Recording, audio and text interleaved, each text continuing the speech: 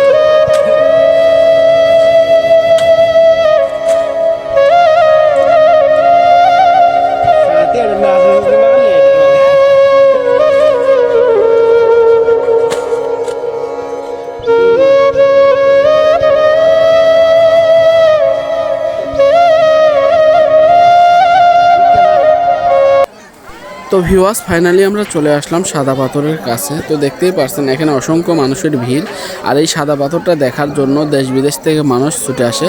আর এই পানিটা চলে আসছে একদম ভারত থেকে, আর পানিটা খুবই ঠান্ডা, খুবই সুন্দর একটা জায়গা, মনোরম পরিবেশ, খুবই আবহাওয়াটাও খুব ভালো। আপনারা যারাই আসবেন এখানে খুবই ভালো লাগবে আশা করি। তো যারা না আসছেন সাদা পাথরের এখানে অবশ্যই মিস করবেন। আর পাহাড়গুলো আপনারা দেখতেই পাচ্ছেন, এই পাহাড়গুলো সব ভারতে অবস্থিত। আমাদের বাংলাদেশে তেমন একটা পাহাড় পড়ে নেই, ভারতেই বেশিরভাগ পাহাড় পড়ছে। তো পরবর্তী ভিডিওটা দেখার জন্য আমাদের সঙ্গে থাকুন। আমার কাছে খুবই ভালো লাগছে এই সাদা পাথরটা।